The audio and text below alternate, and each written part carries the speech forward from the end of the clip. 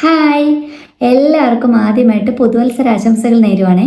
അപ്പോൾ എല്ലാവർക്കും 2026 ഒരു അടിപൊളി വർഷമായിട്ട് മാറട്ടെ. അപ്പോഴേ ഞാൻ ഒരു അടിപൊളി ഐറ്റം ഉണ്ടാക്കി കാണിച്ചു തരാവേ.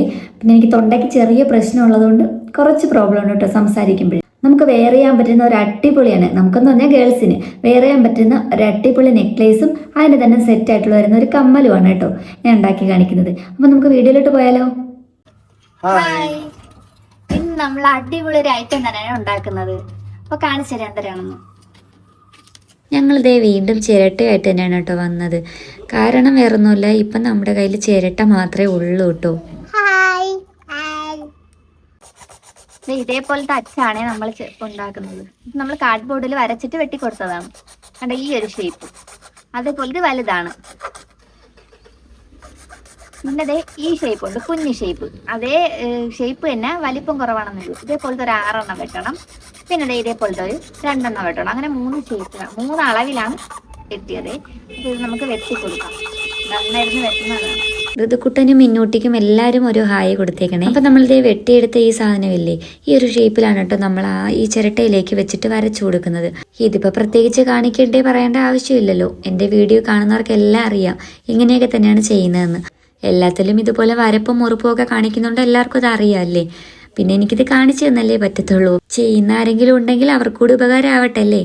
അപ്പോഴേ കുറേ പേരൊക്കെ പറയുന്നുണ്ട് ഞങ്ങളിങ്ങനെ ചെയ്യുമ്പോഴത്തേക്കും ഈ ചിരട്ട വർക്കുകൾ ചെയ്യുമ്പോഴേ ഒരുപാട് പേര് പറയുന്നുണ്ട് ഒരുപാട് ബോറാണ്, നിങ്ങൾക്ക് ഈ ചിരട്ട മാത്രമേ ഉള്ളൂ എന്നൊക്കെ.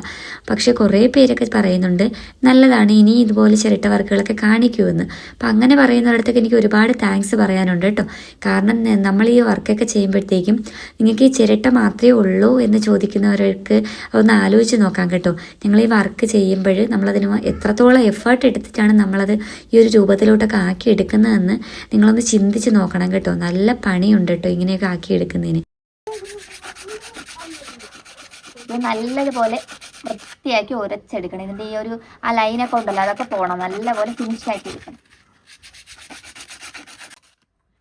ഇത് കണ്ടോ, ഇതിങ്ങനെ ലെവലായിട്ടാണ് ഇരിക്കണം. ഇതിന്റെ തുമ്പൊക്കെ ആ ഒരു കർവ് ഷേപ്പിലോട്ടൊന്ന് നല്ലപോലെ തേച്ച് ഫിനിഷ് ചെയ്തെടുക്കണം. ഞാൻ ഈ പറഞ്ഞതുപോലെ ഇതിൻ്റെ പുറം ഭാഗം തന്നെ ക്ലീൻ ചെയ്തെടുക്കാനായിട്ട് നല്ലൊരു മെനക്കെട്ട പരിപാടിയാണ് കേട്ടോ. കുറേ ടൈം എടുത്താലും നമുക്കത് വൃത്തിയാക്കി എടുക്കാൻ പറ്റത്തുള്ളൂ. പിന്നെ ഇതിൻ്റെ ഈ അറ്റങ്ങളൊക്കെ ഇങ്ങനെ കർവ് പോലെ ആക്കി എടുക്കണം. ഇപ്പം ഇത് കറക്റ്റ് ആ ഒരു ലെവലിലല്ലേ നിൽക്കുന്നത്, അത് നല്ലതുപോലെ വളച്ച് ഉരുട്ടി ഒന്ന് എടുക്കണം. ഇങ്ങനെ ഒന്ന് തേച്ച് വൃത്തിയാക്കി എടുക്കണം. അതും കുറച്ച് ജോലിയുള്ള പരിപാടി തന്നെയാണേ. കണ്ടില്ലേ, നല്ല വൃത്തിയായിട്ട് കിട്ടും. അപ്പോൾ ഇത് നമ്മളൊന്ന് അറേഞ്ച് ചെയ്തൊക്കെ നോക്കുവാണ് കേട്ടോ. ഇതുപോലെ ഈ കണ്ടില്ലേ P120 എന്ന് പറഞ്ഞിട്ടുള്ള സാൻഡ് പേപ്പറാണ് ഞങ്ങൾ എടുക്കുന്നത്. ഇപ്പോൾ പുതിയതങ്ങ് മാറ്റി വെച്ചിട്ടുണ്ട് കേട്ടോ. ഞങ്ങളുടെ കയ്യിൽ പഴയതുണ്ടായിരുന്നു. അപ്പോൾ എനിക്ക് സംസാരിക്കാനായിട്ട് നല്ല ബുദ്ധിമുട്ടുണ്ട് കേട്ടോ. തൊണ്ട അടഞ്ഞിട്ട് എനിക്ക് സൗണ്ട് നല്ലപോലെ പോയിരിക്കുവാണേ. അതുകൊണ്ടാണ് ഞാൻ കുറച്ച് ബുദ്ധിമുട്ടിട്ടാണ് സംസാരിക്കുന്നത് കേട്ടോ. ഇതിൻ്റെ ഫൈനലായിട്ടുള്ള തേപ്പാണ് കേട്ടോ ഇത്. കാരണം ഇതിൻ്റെ പുറം കൂടുതൽ നമ്മൾ ആ ഒരു ഫിനിഷ് ലുക്കിലേക്ക്, അത് പോളിഷ് ചെയ്ത പോലെ നമ്മൾ നല്ല സ്മൂത്ത് ആക്കി എടുക്കുമല്ലോ, അങ്ങനെ ചെയ്തെടുക്കുന്നത് ഈ ഒരു പേപ്പറിൻ്റെ മുകളിലിട്ട് ഉരയ്ക്കുമ്പോഴാണ് കേട്ടോ. നമ്മളൊന്ന് കൈ ഓടിച്ച് നോക്കുമ്പോൾ തന്നെ നമുക്ക് മനസ്സിലാവും നല്ല സ്മൂത്തായിട്ട് കിട്ടും. ഇനിയിപ്പോൾ നമ്മൾ ഇതിലേക്ക് പോളിഷും കൂടിയൊക്കെ വാർണിഷും കൂടിയൊക്കെ അടിച്ചു കൊടുക്കുമ്പോഴത്തേക്കുമാണ് അടിപൊളിയാവണത്. അപ്പോൾ നമ്മളിത് ഉണ്ടാക്കി വെച്ച ആ ഒരു പെറ്റലല്ല അതുപോലെ ഇരിക്കും കേട്ടോ. അതിൻ്റെ മുകളിലേക്ക് ഇത് ഇങ്ങനെ ഒന്ന് വരഞ്ഞു കൊടുക്കുന്നുണ്ട് കേട്ടോ. ഹക്സോ ബ്ലേഡിന് നമ്മൾ മീനൊക്കെ വരയത്തില്ലേ, അതുപോലെ ഒന്ന് വരഞ്ഞു കൊടുക്കുവാണ്. അത്ര ഈസി അല്ല കേട്ടോ ഇത് വരഞ്ഞ് ഇങ്ങനെ എടുക്കുന്നത്. അപ്പോൾ ഞാനും കൂടി ഇത് അങ്ങനെ ഒന്ന് ചെയ്ത് കൊടുക്കുവാണേ. അപ്പം നമ്മളെല്ലാം ഇത് ഇതുപോലെ ഒന്ന് ആക്കി എടുക്കുന്നുണ്ട്. കണ്ടില്ലേ. എന്നിട്ട് എല്ലാവരും ചോദിക്കുന്ന ഒരു ഡൗട്ടാണ് കേട്ടോ, ഞങ്ങൾ ഈ ഹോളിട്ട് കൊടുക്കുന്നത് ഏത് മെഷീൻ വെച്ചിട്ടാണെന്ന്. എൻ്റെ കൈ ഇരിക്കുന്ന ഈ മെഷീൻ തന്നെയാണ്. കഴിഞ്ഞ വീഡിയോയിൽ ഞാൻ പറഞ്ഞായിരുന്നു ഈ സാധനം വെച്ചിട്ടാണ് ഞങ്ങളിത് ഹോളിട്ട് കൊടുക്കുന്നതെന്ന്. നമ്മളെ ബിറ്റാണ് കേട്ടോ ഇത് വെച്ചിട്ടൊന്ന് പ്രസ് ചെയ്ത് കറക്കി കൊടുക്കുമ്പോഴത്തേക്കും അത് ഹോളായി വന്നോളും കേട്ടോ. അപ്പോൾ നല്ലതുപോലെ നമുക്ക് ഹോളിട്ടെടുക്കാം. ഇത് കമ്മലിന് വേണ്ടിയിട്ടാണ് കേട്ടോ. അപ്പോൾ രണ്ടെണ്ണം ഉണ്ടല്ലോ, രണ്ടും നമ്മളിതുപോലെ ഹോളിട്ട് കൊടുക്കുന്നുണ്ടേ. അപ്പോൾ എനിക്ക് സംസാരിക്കും തോറും എന്തുകൊണ്ട് ശ്വാസവും കിട്ടുന്നില്ല, എനിക്ക് നല്ലതുപോലെ തൊണ്ട അടയ്ക്കുന്നുണ്ട് കേട്ടോ. അതുകൊണ്ട് നിങ്ങളൊന്ന് ക്ഷമിക്കണം കേട്ടോ, കുറച്ച് ബുദ്ധിമുട്ടുണ്ട്. വീഡിയോ കാണുന്നവർക്ക് എന്തെങ്കിലും ഡിസ്റ്റർബൻസ് ഉണ്ടെങ്കിൽ ഒന്ന് ക്ഷമിക്കണം കേട്ടോ. ഈ ചരടാണേ, ഈ ചരടാണ് നമ്മൾ ഇതിലോട്ട് വെച്ച് കൊടുക്കണം. ഇതിനകത്തൂടെ കയറ്റി കൊടുക്കണം ഈ ഹോളിൽ. നമ്മൾ സാധാ ചരടാണ്. ഈ ചരടിലേക്കാണ് കേട്ടോ നമ്മുടെ ആ മുറിച്ച് വെച്ചേക്കുന്ന പീസുകളെല്ലാം കൊരുത്തെടുക്കുന്നത്.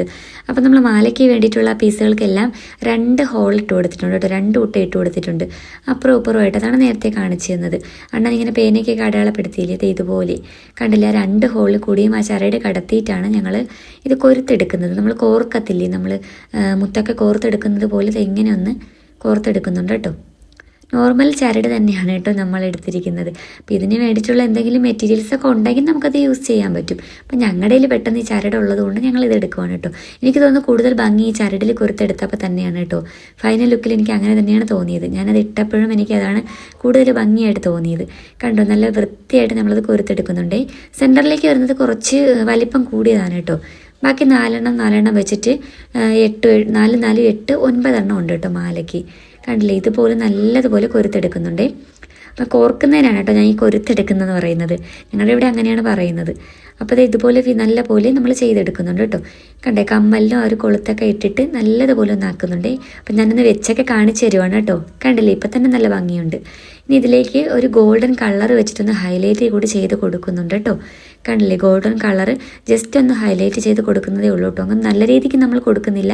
അതിൻ്റെ തുമ്പത്തേക്കൊക്കെ നല്ലതുപോലെ ഒന്ന് ഇങ്ങനെ ഒന്ന് ബ്രഷ് ചെയ്ത് കൊടുക്കുവാണ് കേട്ടോ. അങ്ങനെ ഒന്ന് ചെയ്ത് കൊടുക്കുവാണ്. ഇനി ഇതിൻ്റെ മുകളിലേക്കാണ് കേട്ടോ നമ്മൾ വാർണിഷും കൂടി അപ്ലൈ ചെയ്ത് കൊടുക്കുന്നത്. നല്ലതുപോലെ വാർണിഷും കൂടി അപ്ലൈ ചെയ്ത് കൊടുത്തപ്പോഴത്തേ ഇതുപോലെ കെട്ടിയിട്ടുണ്ടേ. നല്ല തിളക്കവും ഉണ്ടായിരുന്നു. സത്യത്തിൽ ഇത് ഞങ്ങൾ ഉണ്ടാക്കിയതാണെന്ന് തോന്നത്തേ ഇല്ലായിരുന്നു. നിങ്ങൾക്ക് ഇഷ്ടമായോ ഈ മാലയും കമ്മലും? അപ്പം ഞാനൊന്ന് ഇട്ടുകൂടി കാണിച്ചു തരാവേ. കണ്ടില്ലേ, അടിപൊളിയായിട്ടുണ്ടായിരുന്നു കേട്ടോ. കമ്മലും മാലയും കൂടി പെയർ ചെയ്തപ്പോൾ നല്ല അടിപൊളിയായിട്ട് എനിക്ക് തോന്നി. നിങ്ങൾക്ക് ഇഷ്ടമായോ? ഇഷ്ടമായി കഴിഞ്ഞാൽ ഉറപ്പായിട്ടും ലൈക്കും കമൻറ്റും ഒക്കെ ചെയ്യണേ.